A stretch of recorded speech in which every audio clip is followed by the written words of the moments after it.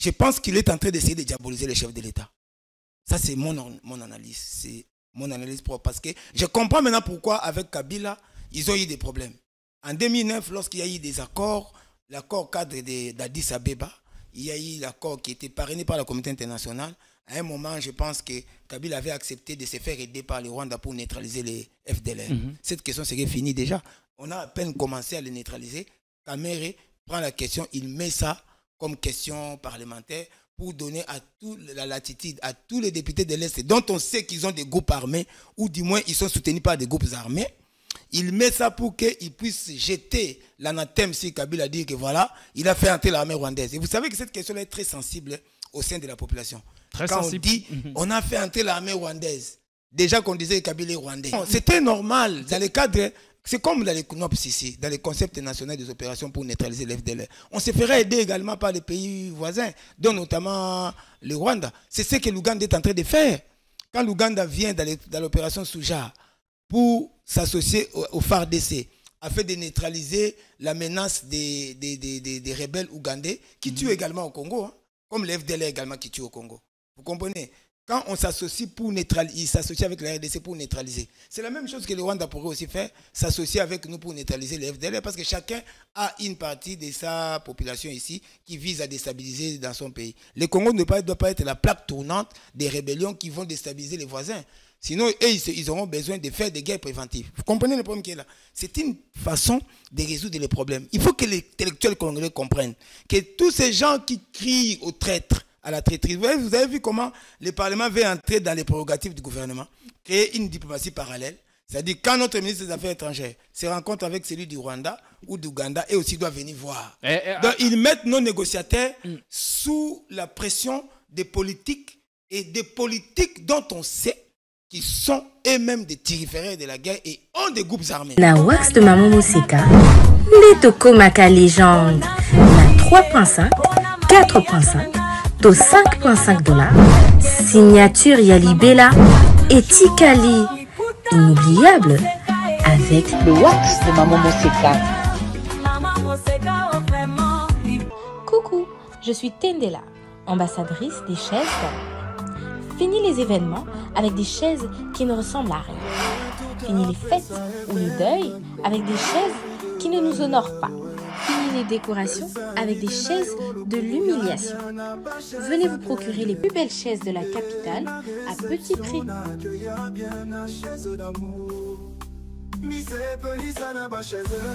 J'ai une très bonne nouvelle pour vous. Si vous êtes à l'étranger et que vous souhaitez envoyer de l'argent à vos proches qui sont ici au pays, voici l'application qu'il vous faut. SendWave. C'est ultra rapide, sécurisé et surtout sans frais d'envoi. Vous avez surtout l'avantage de gagner jusqu'à 10 € dès votre premier transfert si vous utilisez mon code promo TATOU24. Hey, na imprimerie Muzuri, Tobuki va prix l'indenge à Kafu Kafu. Poche biso, qualité na moins cher. Imprimez vos bâches na 6 $ ya pamba. Et Suki Wanate, Tozape na ba service locola. Broderie industrielle, sérigraphie, offset, impression sur drapeau, tasse, polo, képi, roll-up ordinaire et VIP na prix 10 000. Yoka mon mère, Tobuki peba extend na 29 $ ya Bambae. Alors, profitez de notre promotion pour bénéficier de moins 15% sur toutes vos impressions. Retrouvez-nous facilement sur l'avenue des Syndicats numéro 369, juste derrière la Sophie Bank, sur Flambeau, Kinshasa Gombe, RDC. Pour tout besoin, contactez-nous dès maintenant sur plus 243 98 000 45 15. Imprimerie Muzuri, vous dominez l'impression.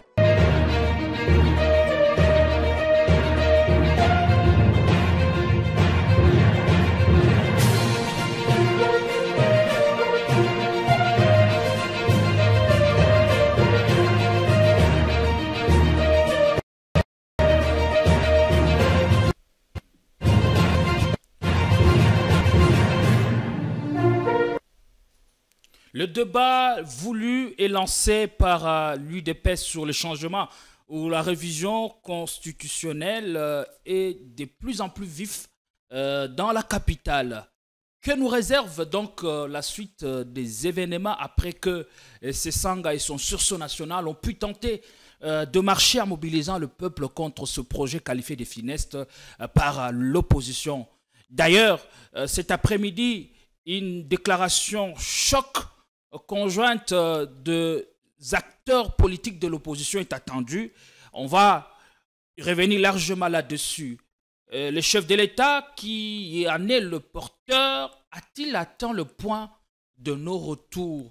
Parce que lors de son dernier discours à Lubumbashi, il a menacé les opposants et en affirmant Père-Henri que personne ne peut s'opposer à ce qu'ils réfléchissent ou à ce qu'ils portent un tel projet. On va analyser des fonds en comble sur ce plateau avec une personne ressource que nous avons fait venir pour vous.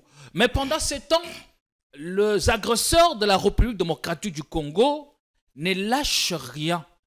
Ils sont déterminés à continuer dans leur projet, dans leur plan de balkaniste, disons-le. Et donc, ça devient sérieux et la RDC, qui peine à trouver des solutions efficientes à cette crise qui plombe de plein fouet l'Est de la République démocratique du Congo. On va en parler parce qu'à l'Est, des millions de Congolais, des tueries, des exactions continuent à s'enregistrer au jour le jour. Avec qui pour en parler? Nous recevons sur ce plateau pour la grande première, Maître Thomas Gamakolo, avocat et expert en ce qui concerne les questions sécuritaires et de paix dans la région de Grand Lac. Vous faisiez aussi partie du collectif d'avocats ayant plaidé pour le député, l'ancien député national Edouard Mangatutu. Comment allez-vous d'abord et quelles sont vos premières impressions chez nous? Non, merci beaucoup. Je suis très heureux d'avoir été invité sur votre plateau. J'ai été bien accueilli et je sais que vous êtes un journaliste chevronné. Ensemble, nous pourrions faire l'analyse critique des informations que vous avez énoncées brièvement. Et j'espère que pour ce qui est des téléspectateurs, ils pourront retirer quelque chose de nos échanges. Mais pour ce qui est de mon client, l'honorable Mangatutu Izi Edouard, j'insiste que ce n'est pas un ancien député parce que j'ai vu que vous avez Il est toujours député parce qu'il n'y a pas eu d'élection. Il n'y a pas eu d'élection à Massissi. Et il y a un arrêt des principes de la Cour constitutionnelle qui a reconduit tous les députés de la législature de 2018 jusqu'à 2023 au motif qu'il n'y a pas eu d'élection, évidemment, parce que ce n'est pas une fonction où on nomme, c'est une fonction élective. S'ils n'ont jamais été auprès de les électeurs pour que l'on renouvelle la confiance, pourquoi on devrait les mettre de côté? Mais je déplore néanmoins qu'au niveau du Parlement, ils considèrent comme vous qu'il est ancien député ou quoi, je ne sais pas, parce que ces émoluments ne sont plus versés depuis le mois de mars. Est-ce qu'il n'avait pas perdu cette qualité, les députés? Non, on ne peut pas dire qu'il a perdu cette qualité dans la mesure où tous ceux qui ont été élus à Massissi, à Rutshuru et dans les Yumbi, je crois dans les Maïndombe, où il n'y a pas eu d'élection, continuent à jouir de leur qualité. S'ils perdent cette qualité, donc là vraiment nous nous installons dans ce que nous appelons la discrimination liée au faciès. Donc vous voyez, c'est ça que je voudrais d'abord rectifier. Quoique condamné, merci d'abord pour cette précision, quoique condamné à perpétuité par la justice militaire, il a droit à ses émoluments. Oui, parce que la condamnation, d'abord, ne lui enlève en rien sa qualité de député. C'est un mandat électif. C'est un mandat électif. Vous n'avez pas entendu dire que même si Trump était mis au cachot et qu'il était élu, il allait toujours être président. Puisque cela ne touche en rien ses droits civils et politiques, notamment son droit d'être député. Et en plus, il n'est pas condamné définitivement parce qu'il s'est pourvu en cassation. Donc, au stade où nous parlons... Vous êtes en cassation? Nous sommes en cassation et en matière pénale, les recours ont pour effet de neutraliser les jugements. Vous comprenez? Donc, tout redevient à Beauvau en attendant l'issue des procès au niveau de la Cour de cassation. Donc, c'est un citoyen congolais, il a tous ses droits, il n'y a pas de raison qu'il soit vilipendé, soit méprisé, soit discriminé. On vous a vu vous battre comme un bon ouvrier, faisant partie de ce collectif d'avocats ayant plaidé bec en ongle pour le député Edouard Mangatutu. Alors, quelles sont les motivations sur lesquelles vous fondez et qui vous poussent à aller en cassation? Bon, ça, c'est très difficile d'aborder ça dans le cadre d'une telle émission, à moins que ça fasse l'objet d'une autre émission dans son ensemble. Mais nous considérons que, pour nous, ce procès n'a pas levé les doutes raisonnables et qu'il pèse un doute raisonnable sur la nature des faits infractionnels mis contre lui, notamment celui d'avoir pourvu en armes les M23, alors qu'il n'y a rien eu dans les dossiers qui témoigne du lien physique comme ça, du lien matériel entre lui et le M23 en dehors de son visage ou de son appartenance à l'ethnie Tutsi. Et nous considérons que le lien n'ayant pas été fait, donc le doute raisonnable étant permis, le doute devra profiter à l'accusé, pour faire simple. Et puis nous considérons que chacun doit être responsable des actes qu'il a posés. On ne peut pas vous poursuivre pour les faits des nôtres, on les poursuit pour les armes entre guillemets découvertes dans un... Comment ils appellent ça, dans une concession d'une société minière. Qui lui appartient, qui ne lui appartient plus depuis 2014. Et en plus de cela, une société minière est une personne morale à part entière. Et lui, c'est une personne physique distincte de cette société. Il habite Kinshasa. La société, c'est à 2000 km. Les liens entre ces armes et lui n'ont jamais été faits puisqu'il n'y a jamais eu de signature sur les procès verbal de celui qui prétend avoir découvert ces armes, qui lui-même est d'un groupe armé, donc détenteur des armes. Vous voyez, parce qu'il fait partie lui-même du groupe armé Nyatura, un groupe armé à majorité Hutu. Vous comprenez, de la communauté Hutu, parce que comme vous êtes sans savoir, sans l'ignorer, à l'Est, toutes les ethnies, tous les groupes ethniques, toutes les tribus ont des groupes armés. Vous comprenez, parce qu'il y en a au moins 300. Toutes les ethnies ont des groupes d'armées? Oui. Il y a un groupe armé pour les Nandés. Est-ce qu'avez-vous les allégations de ce que vous affirmez? J'ai bien dit que je suis expert. Si quelqu'un a des affirmations comptées, peut me les dire. Vous prenez les groupes Mazembe, vous pouvez les rattacher aux Nandés. Vous prenez les groupes des Ave Karaïri, APCLS, ça peut être rattaché aux Houndé. Vous prenez les groupes, il y a des groupes Malaïka, tout ça. Tous les groupes sont attachés à une tribu ou à une ethnie. Et il y a plus de 200. Ce n'est pas pour rien qu'il y avait les processus de Nairobi en 2022 pour pouvoir désarmer tous ces groupes qui malheureusement se sont aujourd'hui mués en VDP. Vous comprenez, ce qui a noyé ces processus en eau de boudin. Vous comprenez, mais en réalité, l'Est a toujours été un coin où l'insécurité bat son plein depuis. Vous vous rappellerez même du temps du général Kaïm, à un moment on a fait les procès, comment on appelait ça, armes contre $100. À un moment, c'est là qu'on a fait, on a récupéré des armes parce que les gens étaient armés. À l'Est, les gens sont armés. Il n'y a pas un coin en Afrique. Avec l'organisation PAREC. Il n'y a pas un coin en Afrique ou même dans le monde où vous trouverez les plus forts taux de civils armés comme à l'Est de la République. Et ça, c'est une question qui est vraiment fondamentale et difficile pour l'État parce qu'il faut restaurer l'autorité de l'État dans cette région-là. Alors, essayer de consolider l'autorité de l'État en maintenant l'usage légitime de la force ou en faisant en sorte que l'usage légitime de la force ne soit que l'apanage de l'État seul. C'est ça tout l'enjeu, si on veut avoir un jour la paix dans l'Est du Congo. Alors si Mangatuche est victime de son faciès, alors qu'est-ce que vous espérez en allant en cassation? Est-ce que vous espérez obtenir gain de cause ou déconstruire tout l'argument développé pendant le procès qui a conduit à sa condamnation à perpétuité? Je rappelle, et jusqu'à ce jour, il est détenu à la prison militaire d'Indolo après avoir quitté les CPRK, la grande prison centrale de Makala. Bon, déjà, ce que nous espérons, c'est qu'il soit soigné. Parce qu'il est malade, il souffre de cardiopathie, quand même assez grave.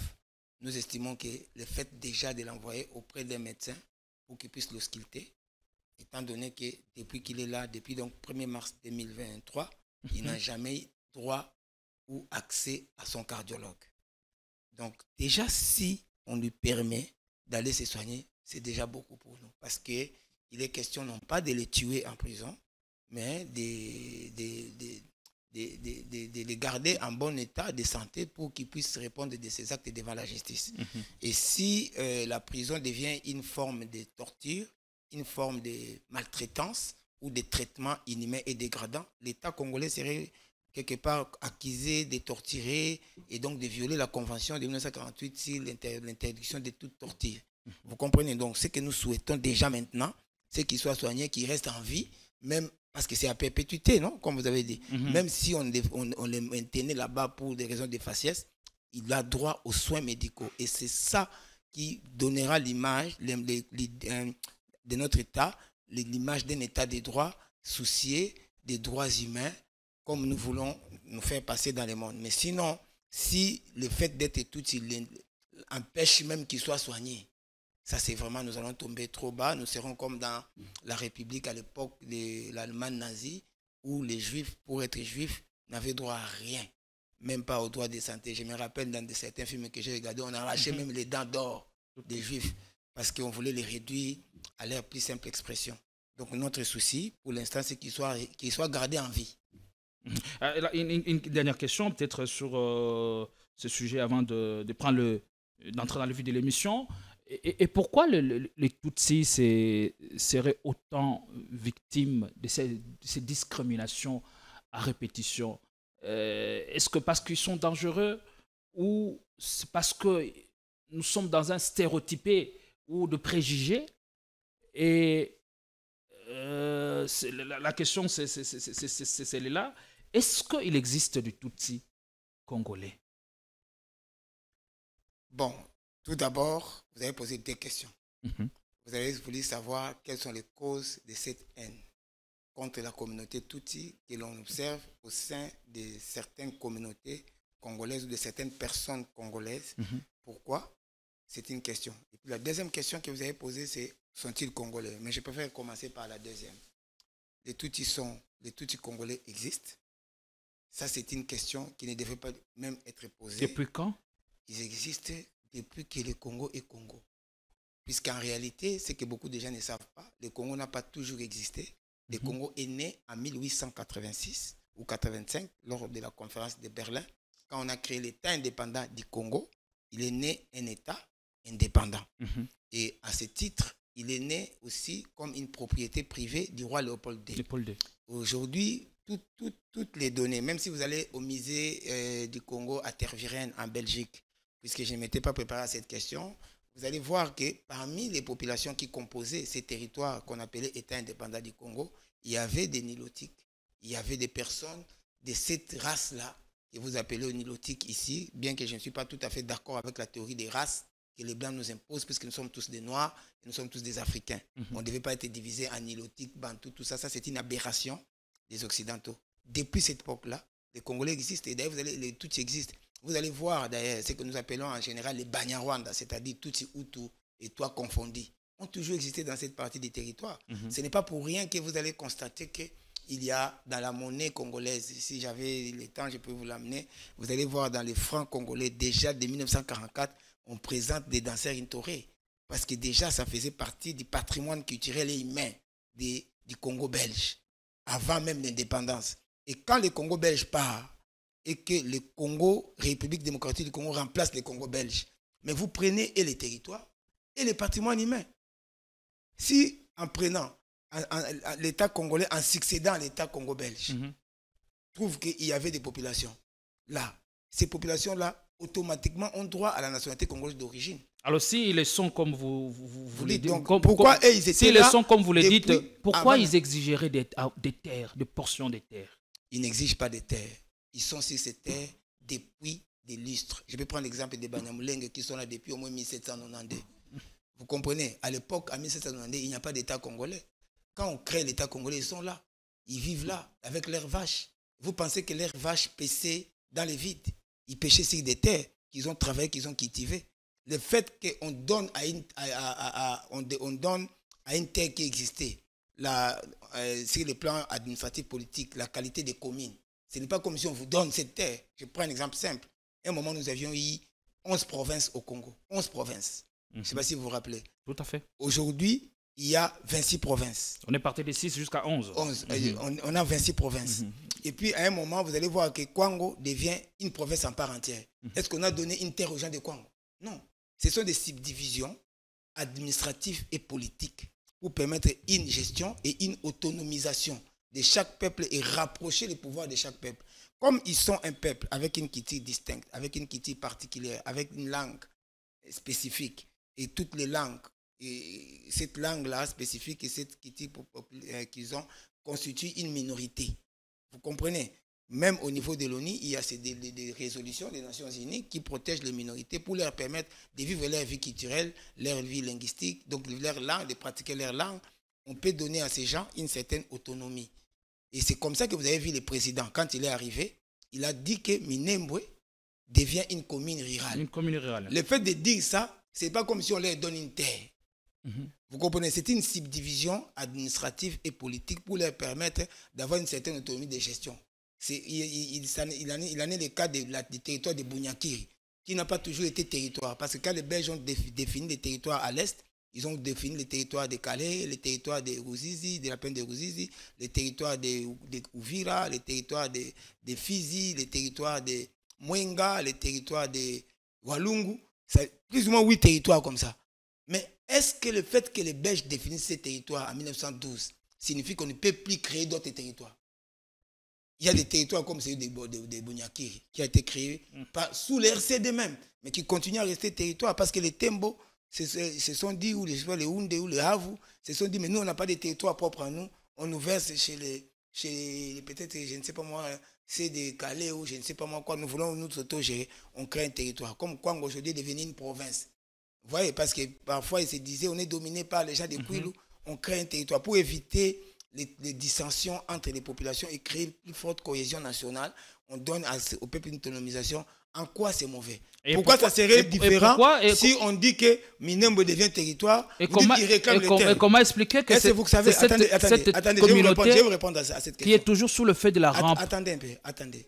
Est-ce que vous savez que par exemple Minembwe c'est à près de 500 km du Rwanda? Mais il y a eu des gens à Kinshasa qui ont dit que c'est pour la balkanisation. J'ai vu dans votre chapeau, vous avez parlé de balkanisation. Mais ça aussi, c'est une chimère qu'il faut enlever dans votre esprit. Nous avons fait 5 ans de domination. Non, ce n'est pas une chimère. Les velléités de balkanisation pèsent sur la République démocratique du Congo. De la part de qui?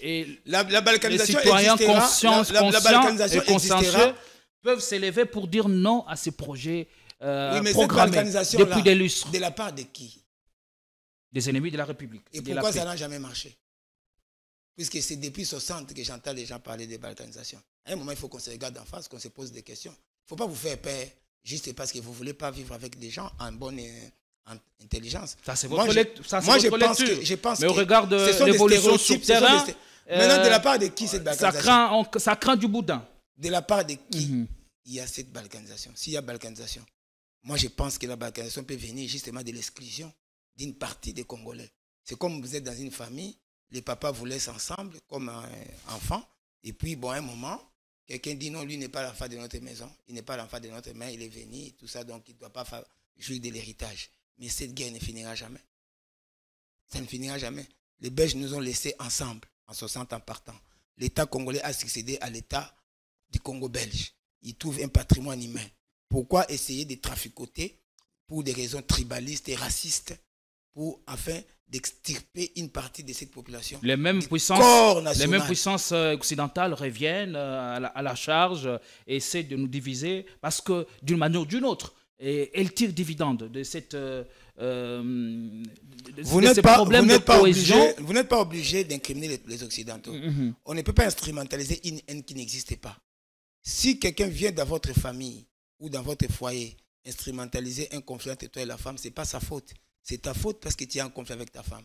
C'est la raison pour laquelle vous allez voir que dans tous les accords qui ont été liés au Congo depuis 2009, si je parle seulement de 2009, que le Congo, c'est que la République démocratique du Congo a signé avec les groupes armés d'une part, comme les M23, et les gouvernements régionaux, notamment l'Ouganda et le Rwanda, vous allez voir que tous ces accords visaient à résoudre les conflits armés, mais aussi à traiter les questions des populations marginalisées, comme les Banyamulenge et les Tutsis. C'est-à-dire qu'au Congo, les Tutsis congolais, au Congo, il y a une question Tutsi, comme en Allemagne, en 1930, il y avait une question juive.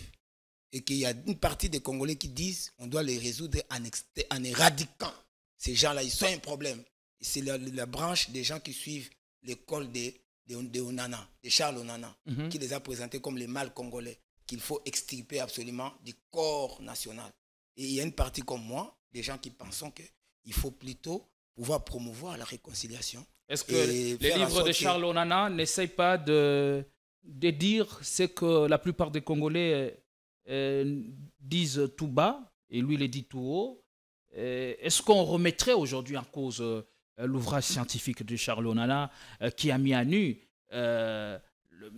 toute la complicité de la communauté internationale? Cet ouvrage est tout sauf scientifique. C'est un ouvrage dans lequel il a repris un peu les briques de façon, je peux dire, c'est un fratras d'Argiti, dans lequel il met un peu toutes les sources, tout ce qui s'est dit, tous les stéréotypes contre les Tutsis et tout. Si c'était scientifique. Il a enquêté. Si c'était scientifique. Il a enquêté. Il a enquêté. Il était même sur terrain pour interroger les autochtones. Il n'a jamais été à l'Est. Il n'a jamais été au Rwanda. Il n'a jamais été à l'Est. Sinon, il aurait su. Mais avec la technologie aujourd'hui, il ne suffit pas d'être sur terrain. De loin, déjà, vous pouvez avoir les données. Sinon, il aurait su que Minembwe ne se trouve pas à Masisi. Il aurait su. Il aurait su que le village où Roubaix est né, c'est le nom de ces villages-là. Il y en a au Congo, il y a un autre village pareil au Rwanda. Parce que s'il connaissait au moins la géographie et l'ensemble des populations qui vivent, il n'allait même pas confondre un Munyamulenge et un Tutsi du Nord Kivu. Vous comprenez, parce qu'ils ont une trajectoire historique différente, ils ont aussi un habitat différent. Ce n'est pas tout à fait les mêmes personnes. Même l'air Kinyarwanda n'est pas tout à fait les mêmes. Les vérités de Charles Onana sont insoutenables pour vous? C'est-à-dire que tout ce qu'il a dit, tout ce qu'il a dit sur le plan. Et pourquoi ça dérangerait Kagame et cette communauté? Est-ce que il serait touché par ces vérités de Charles Onana? Mais les vérités, si vous voulez savoir pourquoi ça dérangerait Kagame, d'abord moi je ne sais pas si ça les dérange. Ça, il faut lui poser à lui la question. Moi je suis pas ici. Parce qu'il y a un procès. Je suis pas ici en tant que qui a été ouvert contre lui. Je ne sais pas si c'est Kagame qui l'a ouvert. Donc ça, c'est un autre débat. Il faut voir avec Kagame. Moi, je suis ici en tant qu'expert sur les questions de paix et de sécurité dans les Grands Lacs. Et je vous fais comprendre tout simplement que ce livre est tout sauf scientifique. Dans la mesure où il a montré dans ce livre-là même qu'il ne connaît pas l'histoire du Congo, ni la typologie des populations qui occupent l'Est, parce qu'il confond Minembwe, Masisi, il met tout ensemble, Munyamulenge, Tutsi du Nord Kivu, il met tout ensemble, alors qu'en réalité, c'est des entités qui se définissent différemment. Pour le simple fait que, ici, le plan historique, sur le plan de leur trajectoire, pour arriver au Congo, les uns sont passés par les Burundi, les autres sont venus par le Rwanda. Ce n'est pas les mêmes trajectoires, il ne connaît pas l'historique du Congo. C'est dommage que des intellectuels congolais lui ouvrent les portes, tout simplement parce qu'il dit des choses qui touchent, comme vous dites, qui caressent la haine de ceux qui ont la haine des Tutsis dans le sens du poil. C'est tout. Tout ce qu'il dit sur les caractères géopolitiques de la lutte entre les États-Unis et la France, pour le contrôle des ressources du Congo, notamment à l'Est, Mbanda l'a dit avant lui. Mbanda l'a dit, il faut lire les livres de Mbanda, ainsi sont les glas. Mbanda l'a dit, c'est un plagiat parfait. Maître Thomas Gamakolo, on ne va pas s'éterniser sur mais ce les sujet, Congolais mais permettez-moi, les Tutsis congolais existent, on a attendu, permettez-moi au moins de vous relancer avec cette question.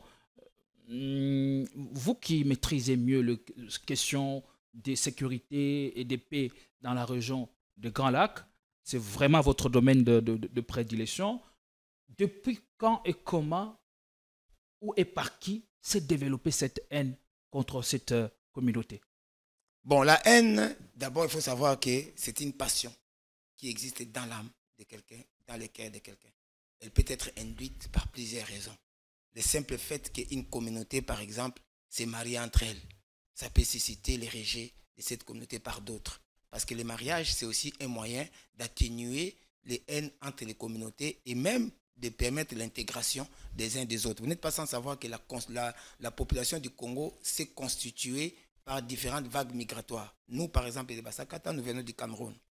On est passé par le Gabon et je ne sais pas comment on est arrivé par ici. Ça, c'est nos ancêtres qui en détiennent les secrets. Et quand vous arrivez dans cette communauté, vous pouvez trouver qu'il y avait un groupe d'êtres, de gens, peut-être des Bayans, qui sont arrivés avant vous. Bon, si dans vos cultures, dans vos façons de manger, dans vos façons d'être, dans votre façon de parler, il n'y a pas cette osmose qui s'opère, ça peut rester comme l'huile et l'eau. Vous habitez ensemble sans être ensemble. Vous ne participez dans la vie culturelle des uns et des autres. De façon lointaine, ça peut créer quelques dissensions. Mais au niveau des ancêtres, ça ne causait pas de pogroms ni des massacres de masse comme ce qu'on a vécu en 1994. Et ça s'est amplifié à partir de quand? Parce que les Blancs n'étaient pas encore, c'était pas mêlé. Ça pouvait être des histoires qui pouvaient se résoudre avec des chèvres, Les uns États peut-être élevés, leurs vaches peuvent aller manger les récoltes des autres, et puis ça peut se résoudre par des tribus qu'on paye aux uns aux autres. Vous voyez des choses comme ça, mais ça crée, il y avait quand même un certain équilibre parce que les gens s'est mariés, ils se sont mariés durant des siècles. Vous allez voir quand vous êtes dans les coins comme chez les Bashi là-bas, qu'il y a des Bashi qui ont des morphologies presque des morphologies tout. Parce qu'il y a eu des mariages entre eux. Vous comprenez? Maintenant, le problème se pose à quel niveau? Quand les Belges arrivent dans ces coins-là, ils considèrent que le roi du Rwanda, qui était Tutsi, était une sorte de suzerain, et les autres étaient comme ses serfs, comme ses esclaves. Parce que les Tutsis, c'était pas une tribu ni une ethnie, c'était une classe économique de ceux qui sont possesseurs des vaches. Alors que les autres, les Hutus, c'était une classe économique de ceux qui étaient agriculteurs. Et il y avait les toits qui faisaient l'artisanat.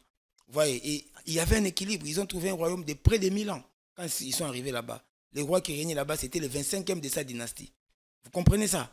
Alors, ils arrivent pour casser cette cohésion. Cet élan de développement. Oui, cet élan de... Parce qu'ils ont trouvé que le Rwanda était un État-nation. Vraiment, donc, ils étaient... Vous allez voir que les Hutus, les Tutsis, les Tois, c'est une même langue. C'est une même culture. C'est une même croyance. Tous, c'est immanent. Tous sont monothéistes. Vous comprenez un peu ça? Ils ont trouvé que ça, c'est un État. Ce royaume avait une certaine vivacité, avec plus ou moins 1 500 000 personnes à l'époque. Donc, c'était un grand royaume. Il fallait casser. Dans la politique des Blancs, c'est quoi? Quand ils arrivent, ils cassent. Comment casser? Ils ont commencé à développer la théorie des races, à prendre des mesures des nez, pour dire que ceux-ci sont minces, ils sont élancés, les nez, ceci, il est comme ceci. Et ils ont appris aux autres qu'ils ne sont pas eux. Vous êtes différents, d'ailleurs vous êtes majoritaire. Dans le cadre d'une démocratie, d'ailleurs c'est vous qui devez diriger. C'est comme ça qu'en 1959, le roi a été chassé par les Hutus. Et ça a commencé. Ils ont créé ce qu'on appelait les 10 commandements des Hutus, qui reprend plus ou moins toutes les thèses, les stéréotypes anti-Tutsi que nous rencontrons. Mais là, ça ne se passe pas sur le territoire congolais. Oui, non, attention, ça ne se passe pas chez nous. Mais nous avons le même genre de population, et au Rwanda et ici. Il y a des Hutus là-bas, il y a des Hutus ici. Il y a des Hutus là-bas, il y a des Hutus ici. Donc, l'effet des vases communicants a fait que toutes ces théories qui ont été créées au Rwanda, on trouve aujourd'hui leur terreau fertile au Congo. Tout ce qu'on dit, les Tutsis sont orgueillés, les Tutsis sont, ils se croient supérieurs, ils viennent des, je ne sais pas, des Hamites. Toutes ces théories qui ont été créées à cette époque-là dans les séminaires des Blancs.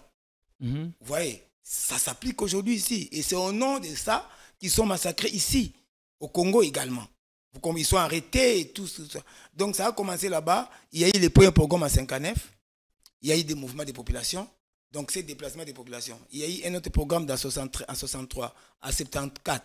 Et puis finalement, la boucle a été bouclée en 94. Vous voyez, donc quand il y a eu ce déplacement des populations, les Hutus qui sont venus ici, ils ont trouvé qu'il y a encore des Tutsis ici chez nous. Ils ont recommencé les massacres qu'ils avaient commencé au Rwanda. Ils l'ont continué chez nous. C'est comme ça qu'on a des Interahamwe qui aujourd'hui sont devenus des FDLR. Et on a une forte diaspora génocidaire ici au Congo qui a inoculé ces théories au sein des Congolais. C'est comme ça que vous allez voir que même à Kinshasa, on appelait les Tutsis des gens de l'Est. Dans les temps, on vivait avec eux ici en bonne intelligence. On n'a pas trouvé en eux quelque chose. Mais c'est depuis cette vague migratoire de la diaspora génocidaire qui a migré chez nous, que nous avons adoubé et protégé. Ils ont inoculé pendant 30 ans ces venins de la haine des Tutsis. C'est comme ça que vous voyez que ça s'est exacerbé. Et quand on voit qu'il y a eu également une rébellion en 1996, où on a vu beaucoup de Tutsis comme faire des lances de cette rébellion-là, bien que l'FDL était une rébellion qui renfermait toutes les tribus, mais il y avait comme faire des lances des Tutsis et l'APR qui encadrait. Alors pour les Congolais, on les a identifiés comme l'ennemi. Et cela a aussi détérioré le climat de confiance entre les autres communautés et cette communauté-là. Parce qu'on a eu l'impression qu'on les a perçus comme étant rwandais. On a perçu les Tutsis. Il y a une perception dans la masse populaire, pas chez moi, je suis expert, dans la populace, il y a une perception comme quoi les Tutsis seraient... Donc vous avez bien raison de dire que la solution à la crise sécuritaire dans la région de Grand Lac ou dans l'est du pays ou dans le Grand Kivu passe par cette question aussi. La question Tutsi.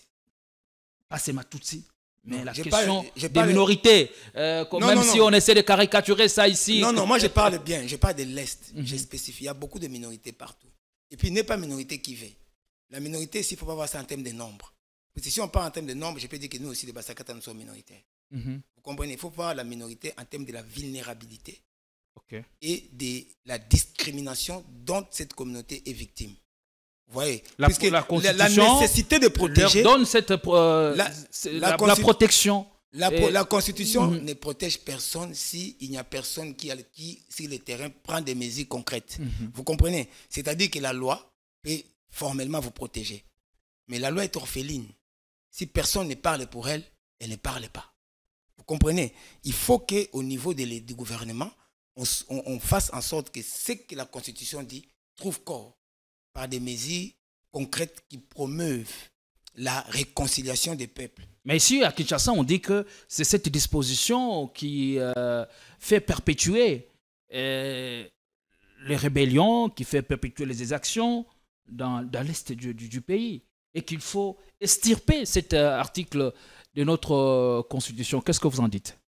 Vous savez, la loi n'a jamais créé de guerre. La guerre vient du cœur des gens, des passions des gens, de la haine qui gît dans les cœurs des gens. La loi n'oblige personne à haïr quelqu'un.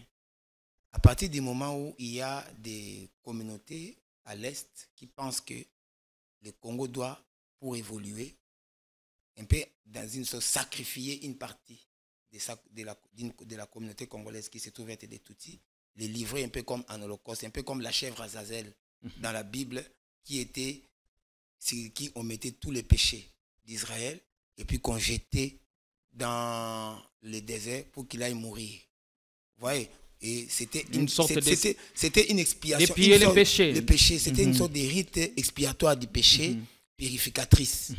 Des rites purificatrices qu'on appliquait à l'époque. Aujourd'hui, c'est comme si nos malheurs, c'est-à-dire le problème du Congo réel, c'est quoi? C'est la misère, c'est la faim, c'est les difficultés de joindre les débuts du mois, de payer les loyers, de payer les frais de scolarité, de la santé et tout. C'est comme si tous ces problèmes, d'un seul coup, vont cesser. Dès l'instant où on prend les Tutsis, on les met dans un camion, dans une caisse, je ne sais pas moi où, dans les baleines où on avait avalé Jonas, on les jette dans l'océan ou je ne sais pas moi où. Tous les problèmes. C'est l'impression, et c'est une erreur. L'impression que les gens ont, c'est ça. Mais moi, je peux vous parler de cette communauté différemment. Je peux dire que, par exemple, cette communauté a amené la Kiti pastorale au Congo. Il a amené ce que les gens appellent fromage de Goma, que tout le monde aime ici. Elle a amené les saucisses de Goma, qui sont fabriquées à Massis. Elle a amené, je peux même dire, les joyaux culturels. Parce que vous pouvez voir à l'époque, les saucisses de Goma qui sont d'un très bon goût. Oui, même. Et puis, que le apprécie même. Même sur le plan des affaires, dans les années 60, c'était une communauté très commerçante, qui, sur le plan de très la entreprenante. Vie, très entreprenante. Vous comprenez? Nous pouvions conjuguer tous ces atouts pour créer une nation dans laquelle tous les peuples, si petits soient-ils, puissent vivre en paix et considérer que le Congo est une Afrique de paix. D'autant plus que les Chinois qui viennent ici vivent en paix. Les Libanais qui sont ici vivent en paix. Vous connaissez le cas d'Abed Dachou, c'était Libanais, il est aimé. Mais ce sont des gens qui viennent peut-être nous exploiter ici, mais on les aime. Pourquoi nos frères africains, qui sont noirs, à la peau noire comme nous, devraient être considérés comme la chèvre Azazel, à sacrifier pour les bonheurs du pays? Vous comprenez? Tout le problème est à ce niveau. Qu'est-ce que nous voulons? Nous voulons un Congo qui accepte tous ses enfants, ou bien nous voulons un Congo qui exclut certaines personnes. Et dans ces cas-là, cette question peut-être une question qui continuera à nous déstabiliser, parce que même si on les chasse, ils ne perdront jamais la conscience politique d'où ils viennent. Celui qui est de Cameroun, celui qui est de Mouchaki, il sait que c'est chez lui. Vous pouvez les chasser aujourd'hui, il reviendra demain, des gré ou des forces. Donc nous avons le choix entre vivre en paix avec eux et créer des possibilités pour eux de pouvoir s'épanouir au sein de leur pays. Même, on ne nous demande pas de les aimer, parce que je pense qu'ils ont leurs femmes qui les aiment déjà. C'est-à-dire, c'est de respecter les bases. C'est-à-dire quoi? De respecter les droits fondamentaux des gens, comme les droits à la vie. Vous comprenez? Les droits à la santé, comme je viens de réclamer pour Manga Tchouchou ici. Vous comprenez? Ne pas arrêter un bouvier, l'amener ici à la demi-api. Il y a par exemple 80% des gens qui sont arrêtés là-bas, qui sont des Tutsis. Toutes ces choses-là constituent en quelque sorte... 85%. Oui. En tout cas, on arrête à tour des bras des Tutsis qu'on amène ici à Kinshasa et qu'on affible de la qualité des soit membres de Turiguanéo, soit membres du M23, de par seulement les faciès. Vous voyez maintenant tous ces genres de choses-là.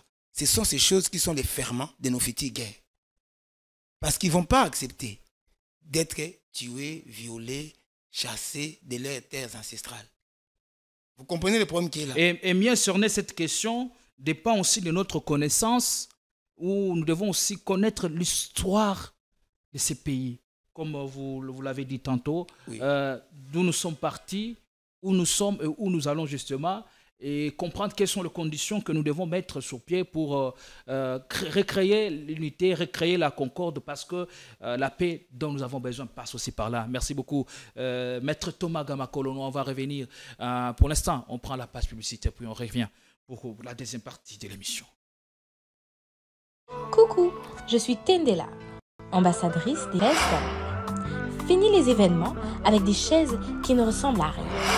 Fini les fêtes ou le deuil avec des chaises qui ne nous honorent pas. Fini les décorations avec des chaises de l'humiliation. Venez vous procurer les plus belles chaises de la capitale à petit prix.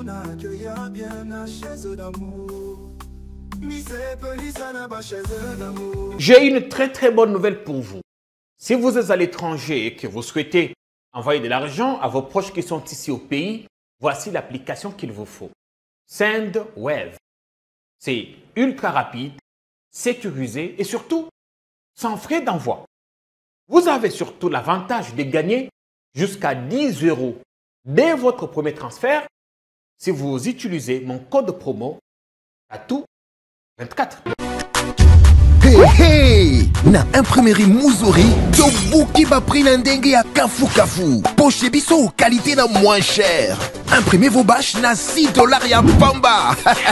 Et souki wanate, tozape na ba service lokola. Broderie industrielle, sérigraphie, offset, impression sur drapeau, tasse, polo, képi, roll-up ordinaire et VIP na prix 10 000.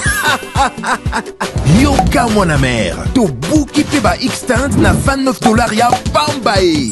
Alors, profitez de notre promotion pour bénéficier de moins 15% sur toutes vos impressions. Retrouvez-nous facilement sur l'avenue des Syndicats numéro 369, juste derrière la Sophie Bank, sur Flambeau, Kinshasa Gombe, RDC. Pour tout besoin, contactez-nous dès maintenant sur +2 43 98 000 45 15. Imprimerie Muzori, vous dominez l'impression. La délégation de députés nationaux partis en Ouganda pour rencontrer le président ougandais Yoweri Museveni serait en route déjà pour Kinshasa.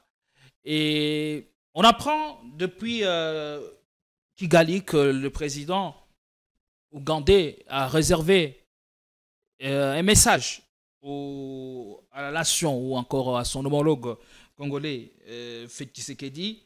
D'après nos informations provenant de Kampala, le Museveni a proposé au moins 6 plans de sortie des crises. Il appelle la solution, il estime que la solution pour la crise avec le M23 est dans l'EAC et non en Angola. Et il est donc nécessaire de discuter avec le rebelle. Il est nécessaire d'arrêter les arrestations des opposants en République démocratique du Congo. Le Rwanda et l'Ouganda accueillent de nombreux réfugiés congolais qui souhaitent retourner dans leur pays. Aussi, il est nécessaire de mettre un terme à l'état de siège dans l'Ituri et dans le Nord Kivu. Museveni parle aussi que son pays va continuer à lutter dans la partie orientale jusqu'à ce que la menace des terroristes des ADF soit levée. Donc, les députés nationaux où cette délégation va incessamment rendre compte de ces discussions avec Museveni, le président de l'Assemblée nationale, qui à son tour verra les présidents. On va analyser cette question. D'abord, parlons du processus de paix de Luanda. Est-ce que nous avançons vers les objectifs et les engagements pris par toutes les parties prenantes ou ça craint du boudin? Oui, bon, le processus de Luanda, d'abord, c'est quoi? Je pense que les gens doivent comprendre. Le processus de Luanda, c'est un processus qui a été mis en place par l'Union africaine avec Coucou, sous l'égide je suis Tendela. de parce que le Conseil de sécurité a également adoubé ces processus pour permettre au Rwanda et à la RDC, puisque la RDC nécessite de se plaindre des violations de sa frontière, même de l'agression de la part du Rwanda, qui d'après la RDC soutiendrait des groupes armés comme les M23 pour déstabiliser le Congo.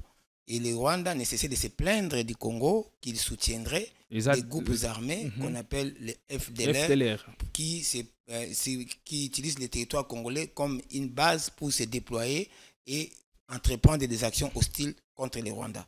Alors, pour résoudre ces conflits-là, la communauté internationale n'a pas voulu que nous puissions en venir aux mains, en quelque sorte, et donc il a permis de créer ce cadre que vous appelez processus du Rwanda pour permettre, donc il a créé ce cadre comme un canal de déconfliction pour permettre la désescalade et de résoudre nos conflits par rapport à ces deux aspects. Donc, ça ne concerne que le Rwanda et la RDC, pas les M23, pour que ce soit d'abord clair. Parce que je vois souvent, quand je vois des gens parler à la télé, il y a un imbroglio, on ne comprend pas, c'est le Rwanda, c'est les M23 ou quoi. Maintenant, dans ces processus... Parce que ici, le Rwanda est accusé de soutenir, le Rwanda est accusé par le gouvernement congolais de soutenir. Même que les gouvernements congolais considèrent que les M23, c'est leur proxy ou leur comment dirais-je, leur proxy, en quelque sorte, c'est-à-dire les bras armés du Rwanda ici, c'est eux. Vous voyez, donc à la limite, on dit que c'est une coquille vide. Maintenant, c'est ces conflits-là, entre nous et le Rwanda, que ces processus essaient de résoudre.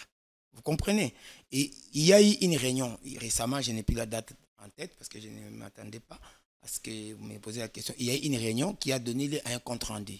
Et dans ce compte-rendu, le Rwanda a accepté, en quelque sorte, donc il a pris, pas l'engagement comme tel, mais en tout cas, parmi les choses qu'ils ont convenu de faire, c'est que le Rwanda, d'abord, doit y avoir un cessez-le-feu entre les belligérants, c'est-à-dire que les ministres de la RDC, des Affaires étrangères, et les ministres, parce que c'est une réunion interministérielle, c'est à ce niveau-là, ce n'est pas au sommet, ils se sont entendus de maintenir un cessez-le-feu, c'est-à-dire ils vont demander à ceux qui se battent, bon pas eux, mais ceux qui se battent, on suppose peut-être que ce soit les Wazalendo et les M23 ou quoi, de cesser d'abord les faits.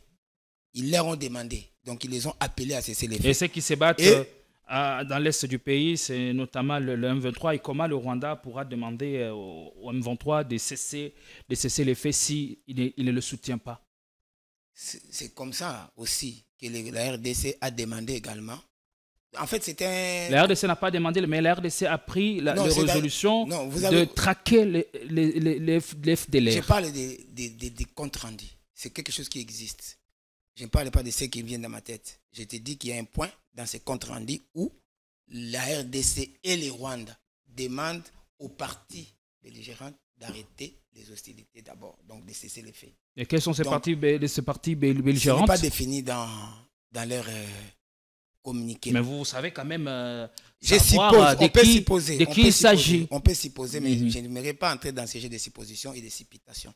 Donc, et ils doivent éclairer. S'ils sont vivants, notre ministre des Affaires étrangères qui a signé est vivant, celui du Rwanda, ils peuvent définir. Mais ce qui est vrai, le Rwanda n'a jamais reconnu qu'il est là en train de se battre au Congo. Voyez-vous, le Congo également dit qu'il lui respecte les cessez-le-feu. Ce sont les VDP qui se battent.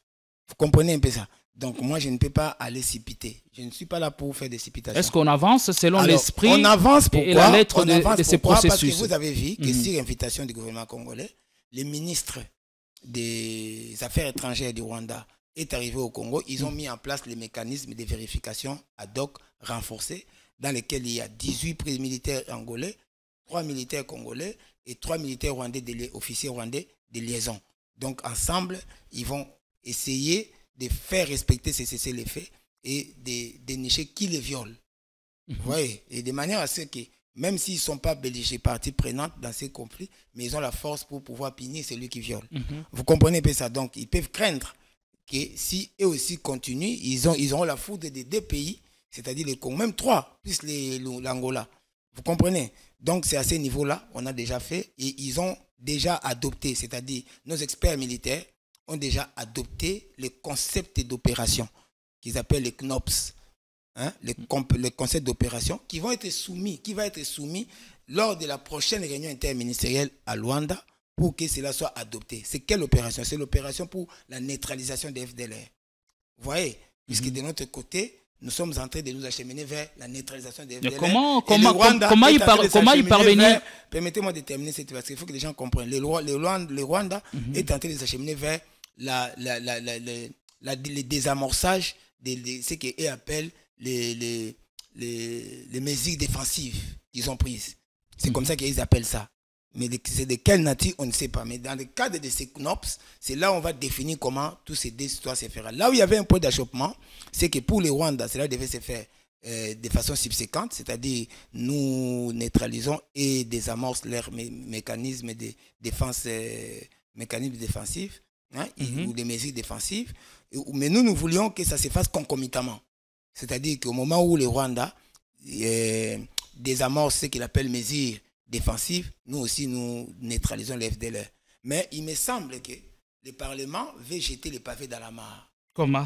Parce qu'au niveau du Parlement, vous avez déjà vu même la réaction du président du Parlement qui a estimé que pourquoi on peut donner un salut militaire à un ministre des Affaires étrangères. Alors que ce ministre est venu en mission officielle, sur invitation de la RDC, dans le cadre de mettre en place ces mécanismes de vérification qui est conjoint en fait. Vous comprenez? Et un militaire général de son État qui est en tenue militaire, il ne peut pas les saluer à la main. Il a fait les saluts. Ce n'est pas dire qu'il est moindre. Ils ont voulu faire un chou-gras de ça. Mais tout ça pourquoi? Parce que dans l'esprit de la plupart des parlementaires de l'Est, prenant Bitakwira, Kamera, en passant par tous les autres là-bas, ils sont des turiféraires de la guerre. Ils ne veulent pas du processus de la paix. Le plus grand danger de ces processus, ce n'est pas la volonté du chef de l'État. Je salue le chef de l'État dans sa volonté de vouloir trouver une solution pacifique et politique et diplomatique à ces problèmes de la paix et de la sécurité dans l'Est. Mais il y a des forces qui font obstacle à cette volonté et ils ont voulu faire passer le chef de l'État comme un traître. Ils ont voulu faire passer notre ministre des Affaires étrangères comme un traître, alors que c'est une diplomate chevronnée qui, dans son cœur, veut réellement réussir à résoudre ces problèmes qui est aussi politique parce qu'il y a la question, tout il a déjà dedans, il y a la question des populations marginalisées, la question des réfugiés congolais qui sont en Ouganda, au Rwanda, au Kenya. Ce sont des questions qui ne peuvent pas être résolues par des bombes. Kamer est qualifié de pacificateur. Est-ce qu'aujourd'hui, il serait passé de sapeur-pompier au pyromane? Oui, je pense qu'il est en train d'essayer de diaboliser les chefs de l'État. Ça, c'est mon analyse. C'est mon analyse propre. Parce que je comprends maintenant pourquoi, avec Kabila, ils ont eu des problèmes. En 2009, lorsqu'il y a eu des accords, l'accord cadre d'Addis Abeba, il y a eu l'accord qui était parrainé par la communauté internationale. À un moment, je pense que Kabila avait accepté de se faire aider par le Rwanda pour neutraliser les FDLR. Cette question serait finie déjà. On a à peine commencé à les neutraliser.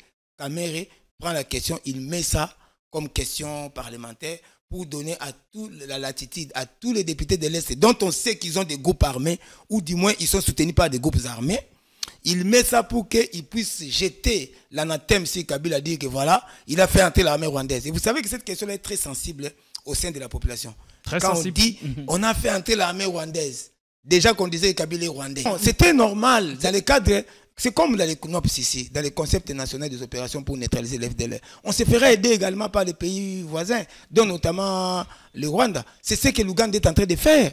Quand l'Ouganda vient dans l'opération Souja pour s'associer au FARDC, afin de neutraliser la menace des rebelles ougandais qui tuent également au Congo, hein, comme les FDLR également qui tuent au Congo.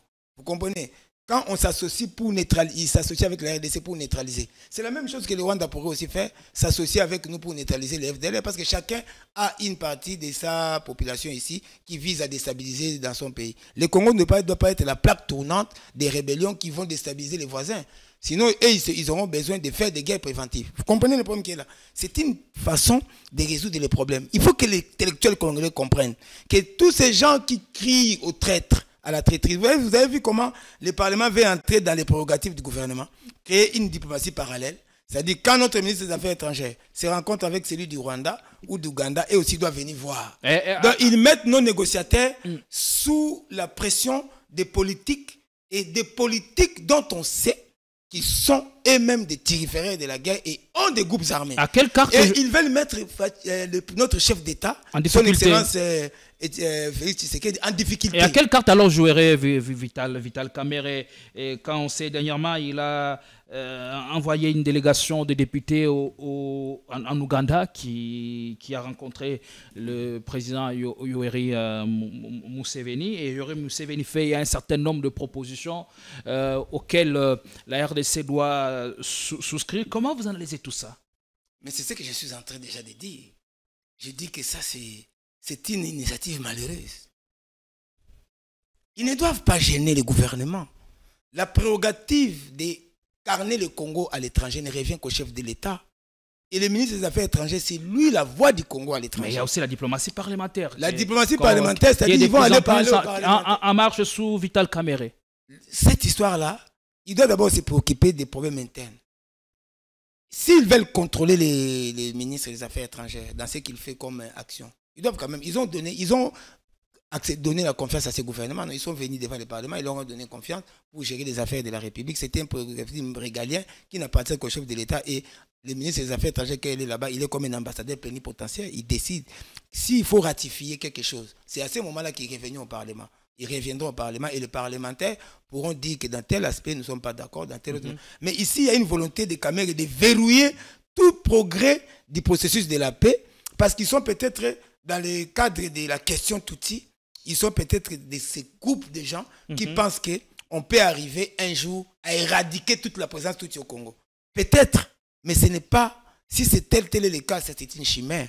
On ne pourra jamais éradiquer la présence Tutsi au Congo. Donc, il faudra trouver des solutions politiques pour créer la réconciliation entre les peuples plutôt que de faire obstacle. Moi, je crois que, parce qu'il a dit, après avoir dit, mais comment on peut recevoir avec un salut militaire, un ministre des Affaires étrangères rwandais. Il a dit, et puis nous voulons savoir tout ce que ces gens-là font partout où ils vont. C'est-à-dire, vous voyez déjà dans quel esprit? Dans un esprit de suspicion, vous venez vous ajouter, vous adjoindre en prétextant la diplomatie. La diplomatie parlementaire, ce sont des rencontres entre des parlementaires de différents pays. Ce n'est pas par le Parlement que notre pays exprime sa position ou défend ses intérêts sur la scène internationale. C'est par les ministres des Affaires étrangères. Ils doivent laisser les ministres et les négociateurs tranquilles. Museveni estime que la solution à la crise passe, c'est dans l'EAC et non en Angola. Donc il faut nous désengager de ces processus de paix de Luanda. Quelle est votre analyse par rapport à ça? Ça dépend de quoi il parle. Si c'est le conflit entre les Rwandais, je vous ai dit ici que... Et pas du M23. Mais le M23 n'est pas concerné par les processus de Luanda. Le M23 était... Écoute, il y avait en 2022 le processus de Nairobi, qui existe encore, mais qui est en point... Qui avait débouché sur ces processus une note négative. Quel était le but de ces processus? Le gouvernement, à travers ces processus, visait de résoudre les conflits armés. Traiter les questions des populations marginalisées comme les Banyamulenge et les Tutsi congolais. Ces accords incluaient également les accords de Nairobi de 2009, l'accord d'Addis Abeba de 2013. C'est sur ces bases-là qu'il fallait réunir tous les groupes armés. Vous vous souvenez que tous les groupes armés sont allés à Nairobi, y compris les M23. À l'époque, c'était, je crois, Ibalan qui avait quitté la table de négociation. Non, le M23 a été conduit. Le M23, parce qu'il y a deux M23. Il y a le M23 El Runiga, qui venait du Rwanda. Parce qu'en 2013, quand le M23 a été défait par l'armée congolaise aidée par l'ONU et puis la SADC, il y avait un groupe qui était allé au Rwanda, c'était l'El Runiga. Il y avait un groupe qui était allé en Ouganda, c'est l'El Makenga. Quand ils sont arrivés là-bas, on a chassé. On a d'abord fait la réunion et puis le président est revenu parce qu'il était appelé à d'autres exigences ici. Et il y a eu un certain Serge Tibangu qui l'a remplacé là-bas. Aussitôt arrivé, il a chassé le M23 El Makenga. Et c'est là que le terme de terroriste est né. Vous comprenez? C'est à partir de là. Il faut bien connaître l'histoire. Et donc, vous voyez que ce processus-là se faisait où? À Nairobi. Dans quel cadre? C'est dans le cadre de l'EAC. Vous comprenez? Puisqu'il y a eu plusieurs communiqués de l'EAC qui ont été pris. Lors de l'affaire des routes de Luanda, il y a eu l'affaire des routes de Bujumbura, il y a eu les communiqués de Bujumbura, d'Addis Abeba, qui parlaient de pouvoir rapprocher les gouvernements et de faire asseoir le Congo sur une même table avec les M23 parce qu'il y a des causes profondes à cette guerre qui consistent dans la marginalisation de la population Banyamulenge et tout.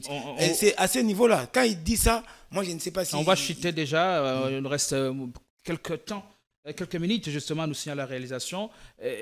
N'a-t-il pas raison quand il dit qu'il faut rester dans l'EAC pour trouver des solutions à la crise sécuritaire? Oui, parce que l'EAC a cette proximité géographique et physique. La plupart des gens qui viennent pour renforcer la rébellion du M23 viennent soit du Kenya, soit du Rwanda, soit du Burundi, parce que c'est là où on a le plus grand nombre de réfugiés. Vous voyez, tous ceux qui sont réfugiés et qui aimeraient bien rentrer au Congo, et certains qui acceptent de prendre les armes, ils viennent de là.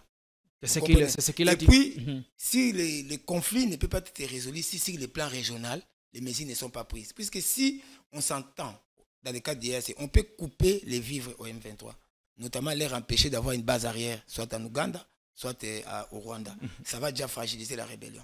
Ça peut être une possibilité aussi pour résoudre les problèmes. C'est pourquoi il faut parler avec nos voisins également. C'est-à-dire que ce conflit ne peut pas trouver des solutions sans traiter ça de façon régionale. Or, l'Angola est au sud-ouest. Vous comprenez donc, vous voyez déjà, c'est plus l'EAC qui a la facilité, si vraiment le dialogue est sincère, de nous aider à mettre un terme, notamment déjà à ne pas donner une base arrière au M23. Est-ce que la RDC respecte-t-elle ses engagements depuis Sun City jusqu'au tout dernier processus de paix de Luanda? En quelques minutes, parce qu'il nous reste moins de temps. Tous les accords qui ont eu lieu depuis 2009. Jusqu'à aujourd'hui, jusqu'à 2022, la faiblesse, c'est au niveau de l'exécution. L'exécution a toujours posé problème, surtout lorsqu'il s'agit des retours, de l'engagement pris par rapport au retour des populations marginalisées. Les résultats sont très limités. Lorsqu'il s'agit des retours des réfugiés, lorsqu'il s'agit de prendre des mesures pour éviter la discrimination des populations, notamment Tutsi, ça a toujours posé un peu de problèmes parce qu'en principe, sur les plans militaires, on a vu parfois, on a donné à certains des gardes. Ce n'est pas ça vraiment le problème.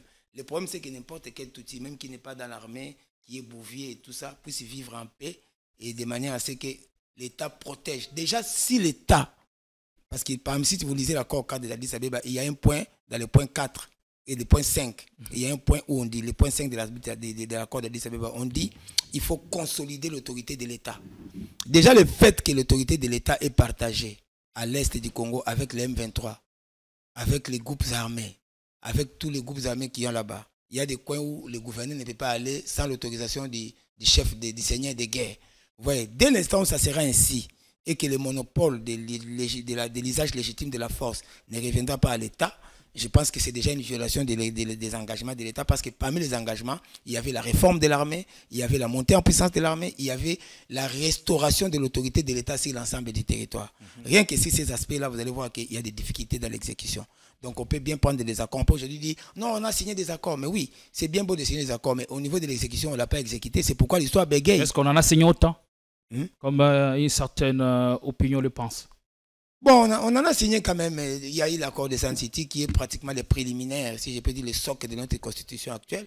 Il y a les accords de Lusaka, il y a les accords, on peut remonter loin. Il y a les accords d'Addis Abeba, il y a qui incluent les accords de Nairobi et tout ça. Et pourquoi privilégier toujours le processus de paix? C'est comme, qui dirait, la solution à la crise, la solution sécuritaire ne viendrait que de là. Non. On n'interdit pas à un État qui négocie de faire la guerre si cela lui chante. Vous voyez que l'Israël se bat au Liban, mais ne vous en faites pas. Il y a des canaux de déconfliction parce qu'ils causent à travers Doha, à travers les Qatar. Ils causent avec en même temps avec les mêmes Hezbollah pour les amener à reculer au-delà de la ligne imaginaire ou pour respecter la résolution 1703. Vous comprenez, du Conseil de sécurité des Nations Unies. Le fait de parler ne signifie pas que vous ne pouvez pas vous battre. Le fait de vous battre ne signifie pas que vous ne pouvez pas parler. Le mal, c'est quand vous voulez opposer les dés. Moi, dans mon âme, je suis diplomate parce que c'est ça la formation. Moi, j'ai fait des droits publics internationaux et les relations internationales. Et j'ai choisi des cours comme les droits et pratiques diplomatiques, tout ça parce que mon âme est une âme essentiellement pacifique. Okay. Vous comprenez, je suis un peu ce qu'on appelle objecteur de conscience. C'est-à-dire, pour moi, on peut toujours parler, on ne peut pas dire que c'est fini, on ne peut plus causer. C'est comme ça que j'ai dit même que les gens qu'on envoie là-bas, s'ils n'ont pas cet esprit de paix, ils vont aller juste pour aller bloquer les processus. À la tête de la délégation qui était en campagne, il faut voir qui sont allés. On voit Mende, Lambert Mende Malanga. Mende Malanga qui a été à RCD KML. Ministre porte-parole du gouvernement. Non, ancien rebelle. Il faut ça, non, il a été dans les RCD. Moi, je parle de sa dernière qualité en tant que... Il ne faut jamais oublier les anciennes qualités aussi, parce que ça nous dit quelque chose de l'état d'âme des gens. Ce que nous avons fait, notre parcours nous décrit aussi. Est-ce qu'il serait bon pour mener ces discussions? Non, non, non. On ne peut pas prendre des vins nouveaux, mettre dans des vieilles outres. Ça va craquer. Il faut des hommes nouveaux. On est là. Moi, vous savez, cette histoire de promouvoir la réconciliation, on n'a jamais travaillé vraiment là-dessus. C'est depuis Lusaka qu'on dit qu'il faut promouvoir la réconciliation. On a dit ça à Sun City, on a dit ça dans tous les accords. Mais vous pouvez me donner quelles sont les mesures qui ont été prises concrètement pour promouvoir la réconciliation entre les peuples? Parce qu'il y a eu des guerres, les gens ont des rancœurs. Il faut qu'il y ait des mesures, des dédommagements. Il faut réfléchir. Il faut utiliser l'intelligence. Les gens qui ont une intelligence nouvelle, qui ont une vision nouvelle. Pas des anciens rebelles. Et voilà, on va chuter après. Comme Madame la ministre actuelle, moi je suis très content d'elle parce que c'est une diplomate chevronnée, des carrières. Il a un esprit nouveau. Ça c'est sur papier, mais on veut bien l'avoir. Mais il y a des obstacles. Le Parlement s'en mêle. On ne la sent pas, bien qu'il y a un parcours traçable. Mais moi je la sens. Moi je la sens. Écoutez, sentir quelqu'un, ce n'est pas qu'il doit passer tous les jours à la télé. Je ne dis pas non plus. Vous comprenez?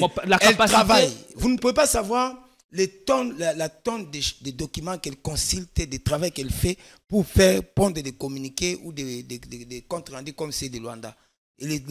D'abord, c'était la 5e réunion. Il y a eu la première, la deuxième, la troisième, la quatrième, la 5e. C'est déjà un effort diplomatique. Du moment déjà qu'on s'écoute, c'est ce qui importe. On verra bien. Vous comprenez? Il ne faut pas dire qu'elle ne travaille pas parce que vous voulez qu'on mette tout sur la place. La diplomatie a toujours été secrète. Et puis, ce n'est pas l'apanage des petits peuples. Moi, ça me fait rire quand je vois des gens dans les matinées politiques qui parlaient des problèmes diplomatiques. Gamakolo, ça me fait rire.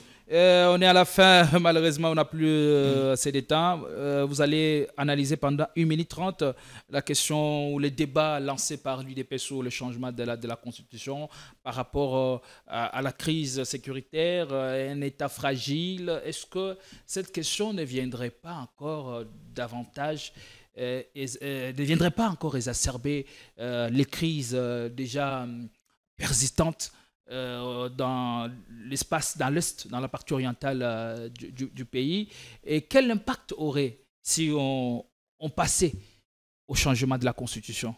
D'abord, le changement de la Constitution, ce n'est pas la révision constitutionnelle. Je ne sais plus si nous allons vers un changement de la Constitution ou une révision constitutionnelle. Si c'est un changement de la Constitution, c'est-à-dire que tout l'ordre des politiques actuelles doit tomber, y compris la présidence, toutes les institutions qui sont régies par cette Constitution doivent tomber. Et on doit inviter un nouveau corps constituant pour voter une nouvelle Constitution. Donc ça, à ce stade ici, je pense que ça va nous déstabiliser parce que nous avons eu une Constitution qui nous a géré depuis 2006, qui a pondu 4 élections et 4 processus électoraux avec une passation pacifique au pouvoir. Donc, c'est quand même quelque chose qui fonctionne. Les constitutions parfaites n'existent pas dans le monde. Vous comprenez un peu ça? Alors, maintenant, si on parle de révision, la révision, elle est prévue à l'article, je crois, 218 de la Constitution. Elle est prévue, mais c'est des points mineurs. Il faut faire seulement attention lorsqu'il y aura la commission pour proposer qu'il n'y ait pas de propositions qui touchent, par exemple, aux questions déjà qui causent des frictions, comme c'est de la protection des minorités, comme c'est de la nationalité. Si on améliore, ça va. Mais déjà, lorsqu'on suit les débats, on va y toucher. Oui, si on y touche, ça va jeter l'huile au feu et ça peut avoir une incidence négative si la situation sécuritaire et si la paix à l'Est, et ça peut faire naître beaucoup de petites rébellions. Pourquoi le président n'est pas clair sur cette question? Mais parce qu'au stade actuel, je ne peux pas juger le président. Pourquoi? Parce que le principe de réviser n'est pas refusé.